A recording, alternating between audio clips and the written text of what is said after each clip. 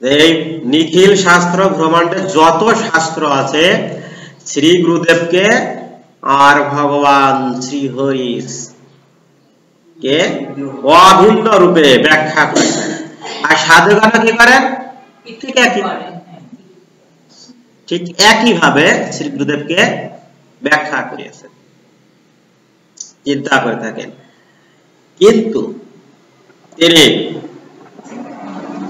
কিন্তু যিনি প্রভু ভগবানের একান্ত প্রেষ্ট,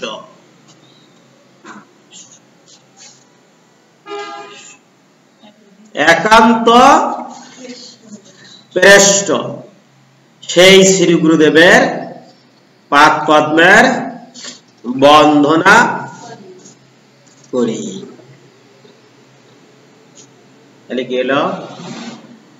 নিখিল শাস্ত্র, আমাদের যত প্রকার শাস্ত্র আছে সেই সকল শাস্ত্রে শ্রী গুরুদেবকে ভগবানের অভিন্ন। আমরা নামাট্যে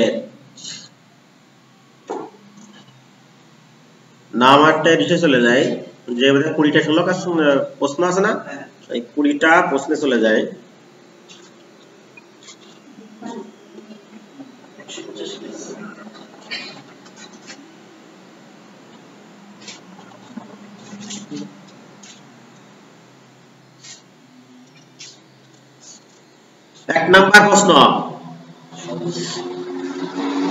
এক নাম্বার প্রশ্নে কি আছে?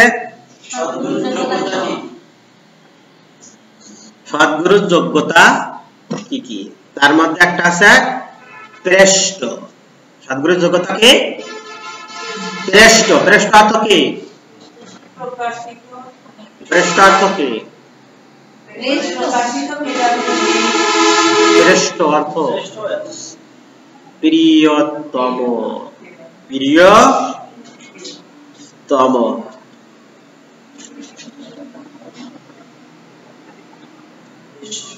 শ্রেষ্ঠ অর্থাৎ হচ্ছে প্রিয়তম। যিনি প্রভু ভগবানের একান্ত প্রেষ্ঠ, সেই শ্রী গুরুদেবের আমি পাদ পদ্মের বন্দনা করি। ব্যাগের থেকে 500 টাকা নেবে।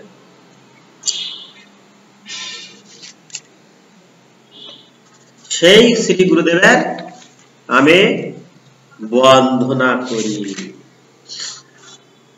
এক নম্বর প্রশ্নে চলে যান। শ্রী সদ্গুরুদেব পরম্পরা ধারায় থাকবেন। এখানে কি বলছেন? নিখিল শাস্ত্রে শ্রী গুরুদেবকে ভগবান থেকে অভিন্ন নয়। ঠিক আছে? শ্রী গুরুদেবকে পরম্পরা ধারায় থাকবেন। যিনি পরম্পরায় ধারায় থাকেন, ভগবান থেকে অভিন্ন। কৃষ্ণ তত্ত্ববেত্তা হবেন। কৃষ্ণ তত্ত্ববেত্তা হবেন। আগে শ্লোক পাইছেন না? পেয়েছি? হ্যাঁ, গুণ রূপ লীলা সাধন করবেন, কৃষ্ণ তত্ত্ববেত্তা হবেন।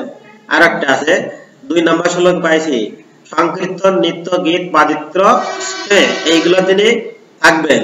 আর একটা পাইছি লুব্ধ চিত্ত, যেটা আমরা 5 নাম্বার করেছি। পেয়েছি? কৃষ্ণ তত্ত্ববেত্তা হবেন। শাস্ত্র বিধান অনুসারে আচার ও প্রচার করবেন। শাস্ত্র বিধান অনুসারে তিনি আচার ও প্রচার করবেন, অর্থাৎ সাক্ষাৎ শাস্ত্র। গুরুদেবই আছে শাস্ত্র। ঠিক আছে? শ্রী গুরুদেবের আচরণই আছে শাস্ত্র। অর্থাৎ শ্রী গুরুদেব সেইভাবে আচার আচরণ করবেন শাস্ত্র অনুযায়ী। সদ্গুরুদেব শাস্ত্র অনুযায়ী আচার আচরণ করেন, তাই তাকে সাক্ষাৎ শাস্ত্র বলা হয়। ঠিক আছে? এবং হরিনাম পরায়ণ হবেন। ঠিক আছে? এবার দেখেন, শ্রেষ্ঠ মানে হচ্ছে প্রিয়তম। প্রিয় আর প্রিয়তমের মধ্যে পার্থক্য।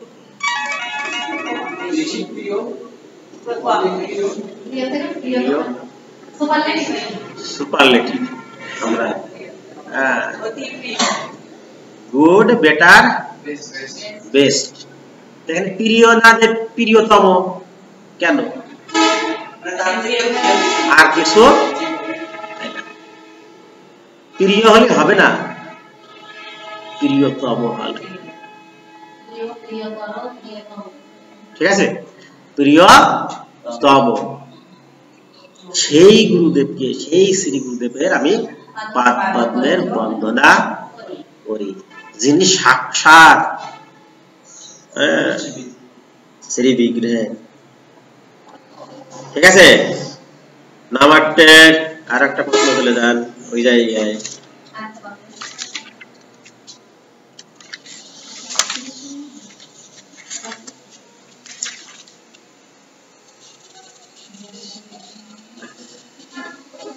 তিন নাম্বার পড়েন। শ্রী গুরুদেব হচ্ছেন ভগবানের প্রতিনিধি, প্রিয়তম, শ্রীকৃষ্ণের প্রিয়জন। এখানে যদি শ্রীকৃষ্ণের প্রিয়তম লিখি, হ্যাঁ 3 নাম্বার, শ্রীকৃষ্ণের প্রিয়জন, প্রিয়তম এখানে লিখলে সমস্যা নেই। তাই ভগবানের মতো পূজা করা হয়। কি করা হয়? ভগবানের মতো গুরুদেবকে পূজা করা হয়। পরেরটুক পড়ে, গুরুদেব ভগবান নন, তিনি হচ্ছেন ভগবানের প্রতিনিধি। গুরুদেব আর ভগবান অভিন্ন, কিন্তু গুরুদেব ভগবান নন। ভালো করে বুঝতে হবে, একসাথে শেষ করছি যে জায়গা যেটা প্রয়োগ। শ্রী গুরুদেব আছে ভগবান নন, তিনি হচ্ছেন ভগবানের প্রতিনিধি।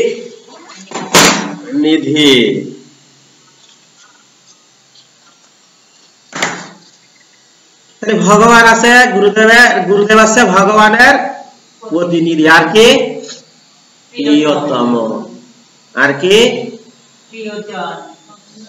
এজন্য দুটো কারণে ভগবান গুরুদেবকে ভগবানের পুজো করা হয়, তিনি আছে প্রতিনিধি আর আছে প্রিয়জন। এজন্য গুরুদেবকে ভগবানের মতো পূজা করা হয়। আর শ্রী গুরুদেব ভগবান নন, ভগবানের প্রতিনিধি। ক্লিয়ার? তাহলে 4 নাম্বার, ভগবানের সঙ্গে শিষ্যের সম্পর্ক হিসেবে গুরুদেবের নিজেকে কিভাবে দেখেন? ভগবানের সঙ্গে শিষ্যের সম্পর্ক হিসেবে গুরুদেব হচ্ছেন নিত্য সংযোজনকারী, মধ্যস্থকারী। মধ্যস্থকারী বুঝি? বুঝি, বাংলায় ভাষাটা বলছি না, খারাপ শোনা যায়। সংযোজনকারী, ঘটক বলা হয়, অর্থাৎ তিনি সম্বন্ধনকারী, ভগবান আর শিষ্যের মধ্যস্থকারী।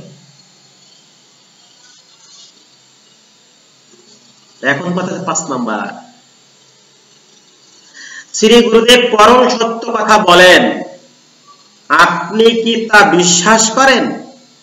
এটা কি করে সম্ভব যে ভগবান শ্রীকৃষ্ণ 5000 বছর পূর্বে যা বলেছেন আজকের গুরুরাও সেই একই কথা বলছেন? প্রমাণ কি পেয়েছেন?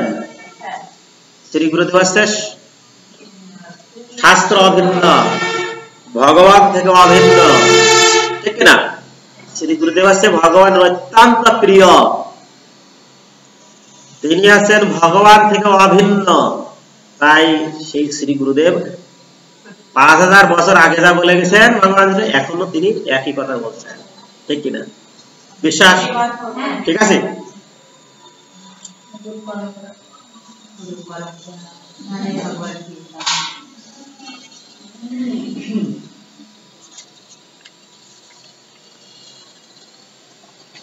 আসেন 9 নম্বর প্রশ্নে, ভগবানকে পরমেশ্বর ভগবান বলে গ্রহণ করেছেন কেন? সমস্ত বৈদিক শাস্ত্রে ভগবান শ্রীকৃষ্ণ ভগবান বলে প্রতিপন্ন করেছেন, নিচে আছে। তাছাড়া পূর্ববর্তী মহাজনগণ শ্রীকৃষ্ণকে পরমেশ্বর ভগবান বলে স্বীকার করেছেন, তাই আমিও ভগবান শ্রীকৃষ্ণকে ভগবান বলে স্বীকার করি। আচার্য বৃন্দের কথা বলা হয়েছে, যারা ভগবান শ্রীকৃষ্ণের প্রিয়তম। ঠিক আছে, নির্ভরযোগ্য সূত্র। এছাড়া ভাগবত, শ্রীমদ ভাগবতে দেওয়া আছে, ব্রহ্ম সংহিতায় দেওয়া আছে, কি আছে? এতে সকলাপং চ কৃষ্ণস্য ভগবান স্বয়ং ইন্দ্রিয়াণি ব্যাকুলাম লোকম রিয়ন্তি কে। ব্রহ্ম সংহিতা ঈশ্বর পরমা কৃষ্ণ সচ্চিদানন্দ বিগ্রহ অনাদিরাদি গোবিন্দ সর্ব কারণ কারণ। হ্যাঁ, এই একদিন ব্যাখ্যা দেবে এইদিকে, এই ব্রহ্ম সংহিতা ঈশ্বর পরমা কৃষ্ণ একদিন ব্যাখ্যা দিলে 2 ঘন্টা চলে যাবে।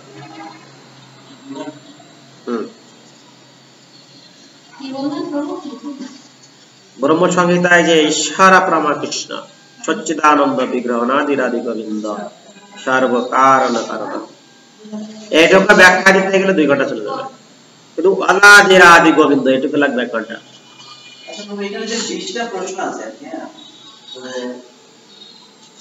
দীক্ষার যে শাস্ত্রীয় জ্ঞান অথবা শিক্ষার ক্ষেত্রে কি এতটুকুর মধ্যেই না এর মধ্যে সব আছে?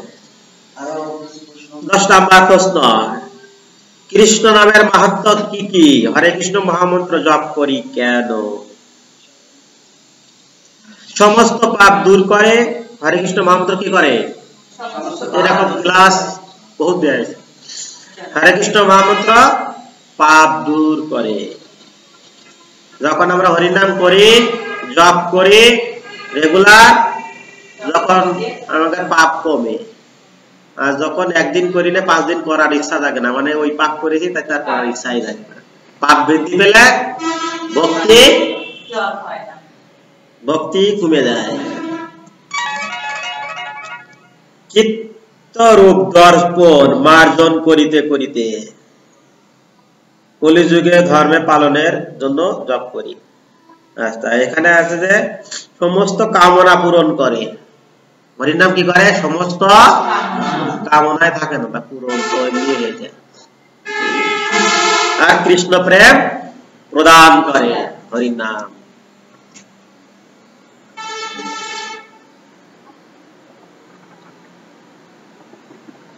এবার আসেন পরে লাস্টের শ্লোক।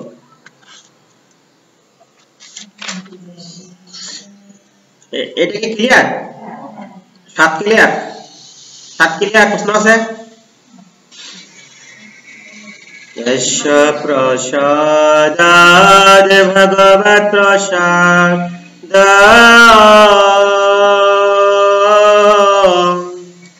यश प्रसादन भूति कुतः पे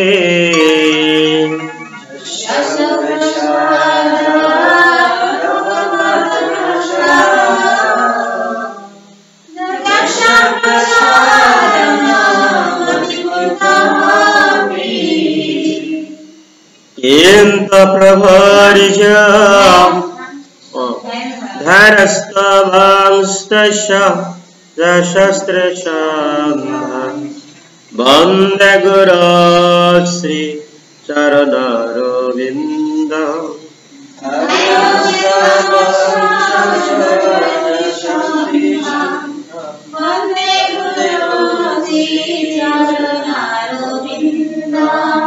धरस्तवंस्तशस्त्रशन्धा वन्दे गुरो श्री चरणरविन्द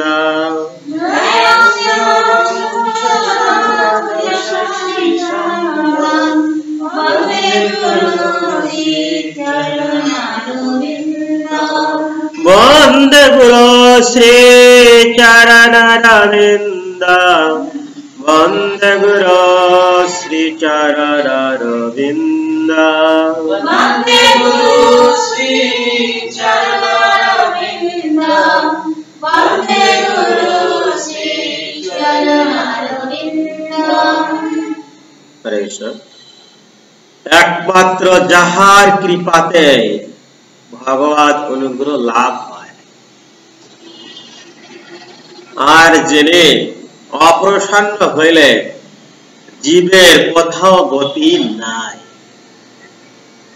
আমি ত্রিসন্ধ্যা সেই শ্রী গুরুদেবের কীর্তি সম স্তব ধ্যান করিতে করিতে তাহার পাদ পদ্মে বন্ধ। একমাত্র শ্রী গুরুদেবই পারে তার শিষ্যকে উদ্ধার। আর সেই গুরুদেব যদি অপ্রসন্ন হন তাহলে সেই জীবের আর কোন গতি থাকে না।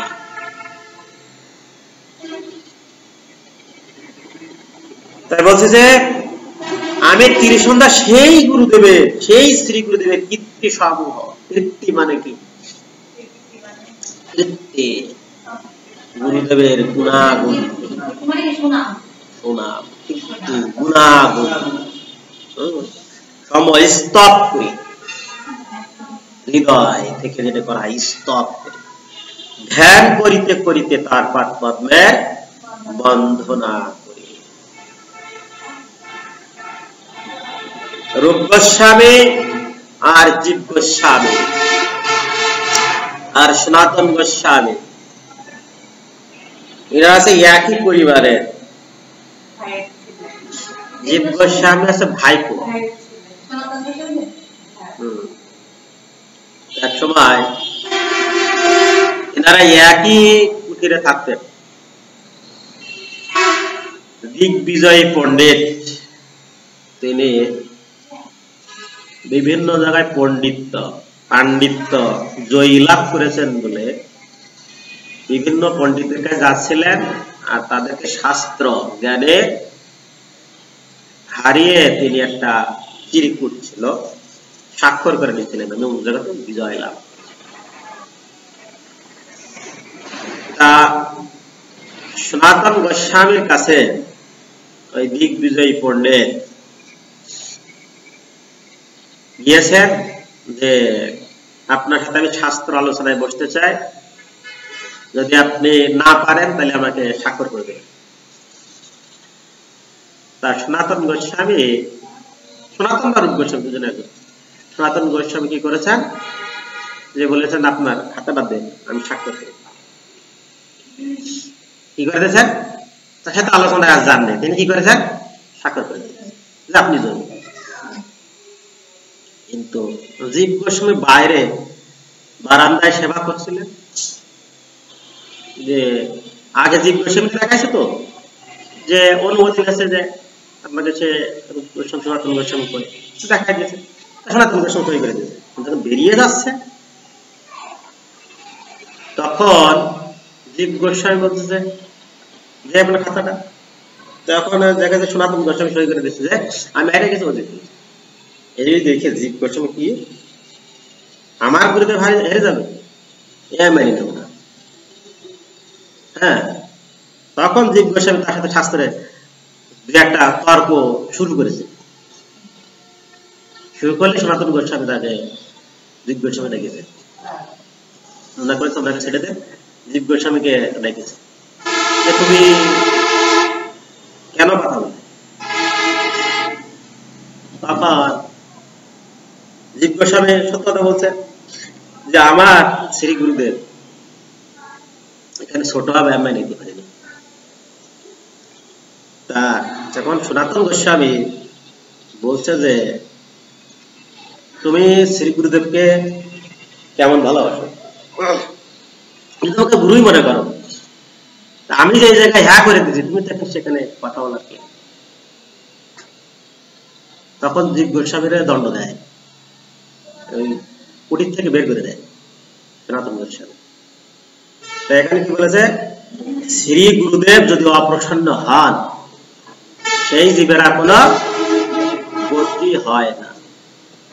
এই জীব গোস্বামী কুটির থেকে বেরিয়ে যান, গুরুদেবের আদেশ ছিল ধার্য। বেরিয়ে যে জলাশয় আছে না, পুকুর, জলাশয়ের কাঁধে দেখা যাচ্ছে বৃক্ষ আছে, ফোড়ো মেরে যায়, তাই না? মাটি একটু বেরিয়ে থাকে, খোড়ল হয়ে গেছে, তারপর নিচেই পানি জল এরকম থাকে না, ঠিক ওই রকম জায়গায় যে সাধনায় উপস্থিত হয়। এবং তারপরে সনাতন গোস্বামী, রূপ গোস্বামী, জীব গোস্বামীর অনেক খোঁজাখুঁজি করে কিন্তু পান না। এমন এক সময়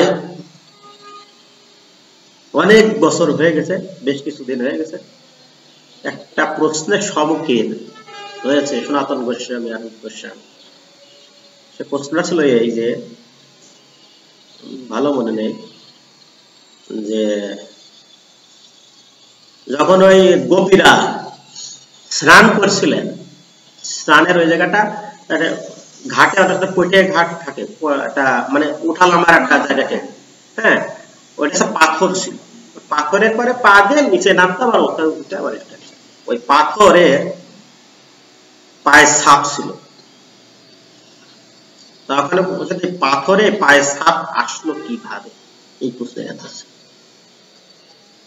গোপীরা স্নান করে যখন উঠে যেত বা নামতো, তখন পাথরে পায়ে ছাপ, এই ছাপটা আসলো কিভাবে? সনাতন গোস্বামীর কাছে প্রশ্নটা মনে হয়, তখন এই প্রশ্নের উত্তর তারা খুঁজে পায় না। তখন সনাতন গোস্বামী আর রূপ গোস্বামী চিন্তা করলেন, এই প্রশ্নের অ্যান্সার জীব গোস্বামী থাকলে দিতে পারত।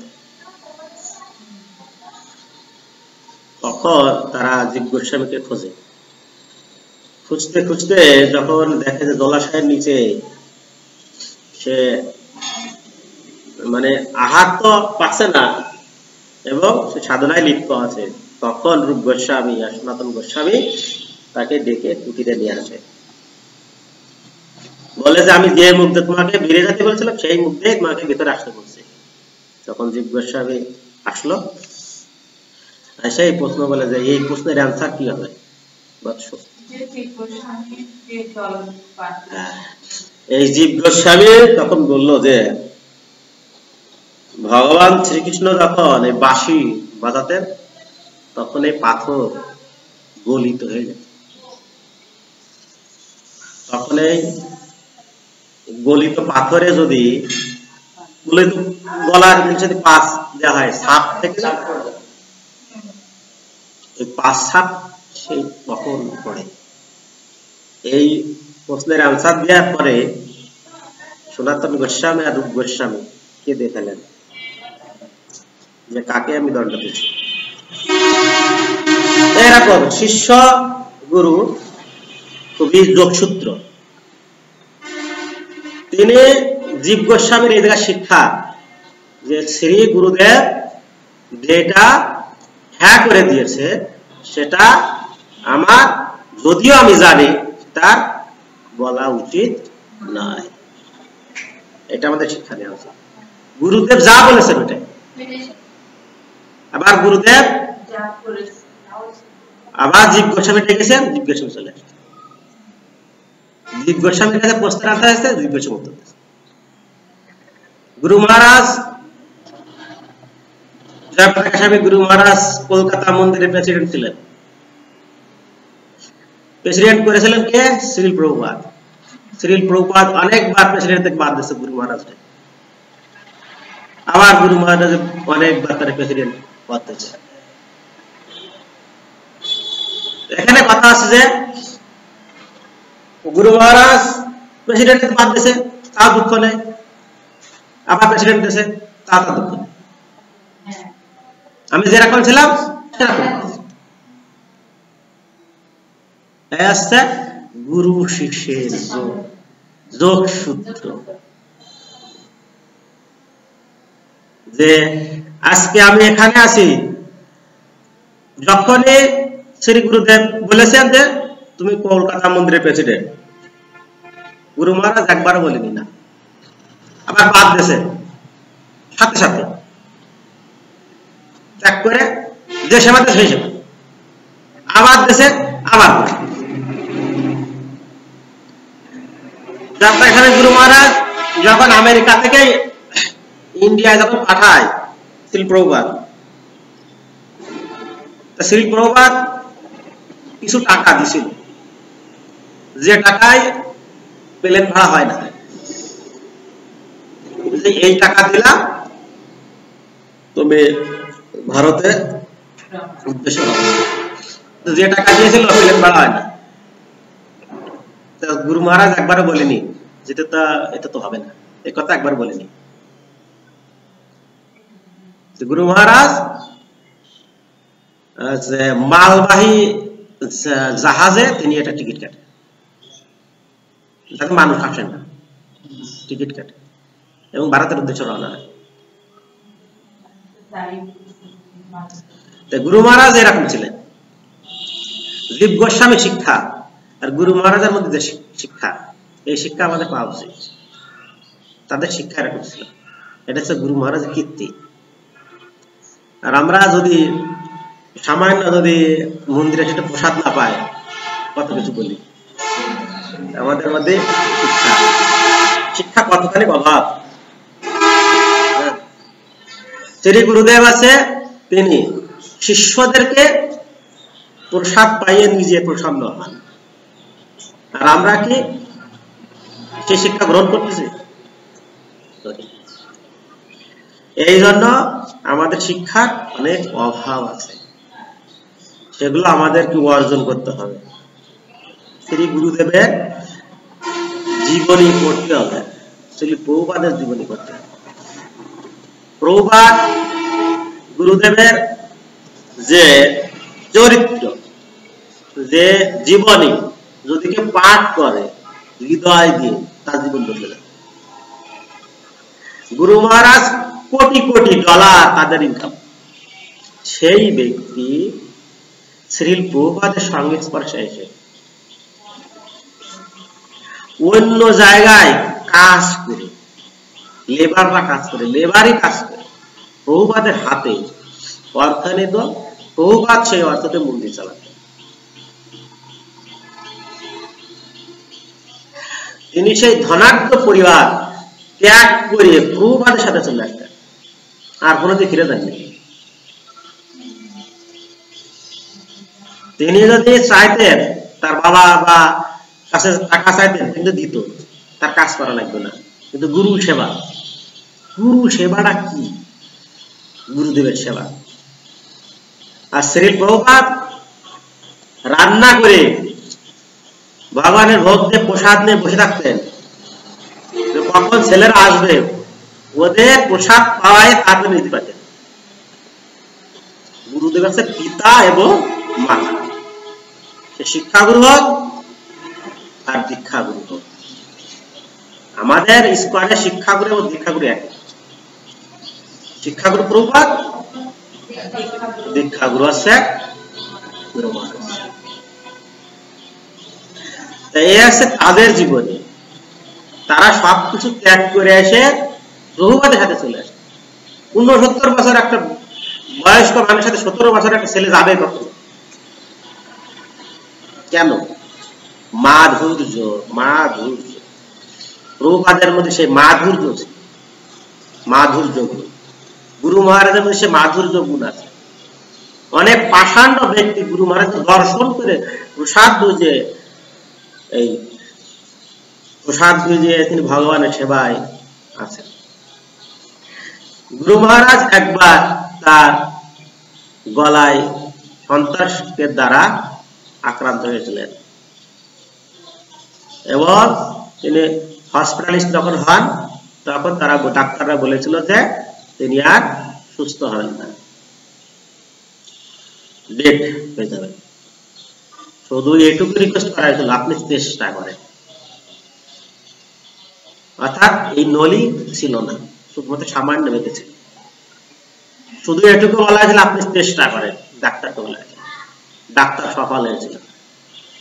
গুরুদেবের কীর্তি, ভগবান অশেষ কৃপায় তিনি সুস্থ ছিলেন। তারপর তিনি এই ভগবানের দিব্য নাম প্রচার করে চলেছেন। যিনি তাকে অস্ত্র প্রহার করেছিল, তিনি 7 দিনও ঘুমাতে পারেননি। শুধু তিনি দেখেন যে নৃসিংহদেব, তিনি বলতে পারেন না, অন্তরের তারা বোঝে না। সিংহরূপ ধারণ করে সে এটুকু বলেছিল, সিংহরূপ ধারণ করে আমাকে মারতে আসছে। তিনি কখনো ঘুমাতে পারেননি। তিনি ছুটে এসেছিলেন সেই জয়পাতাকে স্বামী গুরু মহারাজের কাছে, তার কাছে ক্ষমা চাইবেন। ওইরকম ব্যক্তিকে কে ক্ষমা করে? তিনি যখন ছুটে আসেন তাকে গুরু মহারাজ তাকে বলছিল তাকে আমার কাছে আসতে দেন। গুরু মহারাজ তৎক্ষণাৎ ক্ষমা করে দিয়েছিল।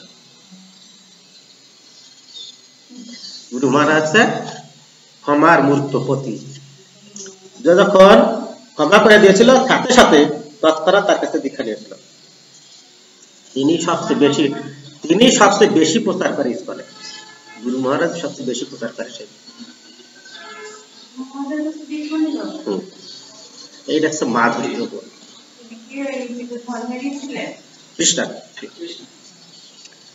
তিনি সবচেয়ে বেশি প্রচার করে ইসকনে। এখন আমার জানা নেই, এইটুকু জানি। এসব আছে গুরুদেবের কীর্তি, এইগুলো সম্ভবত আছেন। তারা আছে সবচেয়ে প্রচার করে বেশি।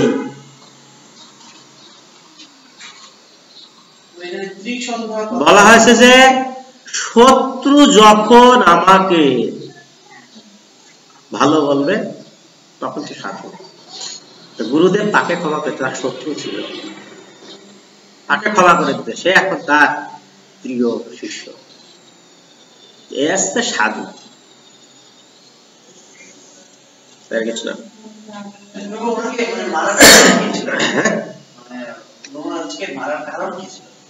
এটা অতটা গভীর ভাবে জানি না।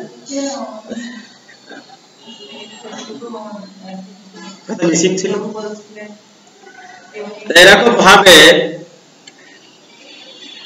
গুরুদেবের কীর্তি সমূহ।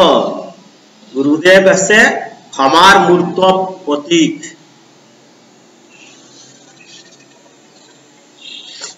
তিনি সন্ধ্যা বলা হয়েছে। এই সন্ধ্যা তো এই সন্ধ্যা না, সূর্য অস্ত যায় সেই সন্ধ্যা নয়। তিনবারের কথা আছে, গায়ত্রী 3 বার জপ করা লাগে। গায়ত্রী 3 বার, গায়ত্রী 3 বার জপ করা লাগে। ব্রহ্ম মুহূর্তে, দুপুরে একবার, আর সন্ধ্যায় 30 একবার করে গায়ত্রী 3 বার জপ করতে হয়। হ্যাঁ, ঠিক আছে। আজকে ক্লাস আমাদের এই পর্যন্ত।